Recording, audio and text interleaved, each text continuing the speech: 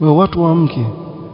Na mara nyingi sababu iliyopelekea watu kuzembea katika masiku haya 10 tuweza kuwa ni sisi ambao tujinasibisha na talab al-ilm, kwa hatuwakumbushi watu juu ya umuhimu wa haya masiku.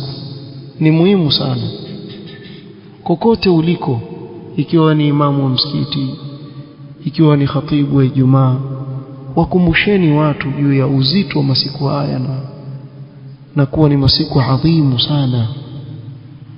Watakikana watu wakithirisha amali njema katika som na nyinginezo katika amali njema. Wallahi katika mwezi wa Ramadhani, alhamdu wal minna, sababu watu wamejuzwa juu ya utukufu wa mwezi ule, utaona watu wamechangamka katika ibada.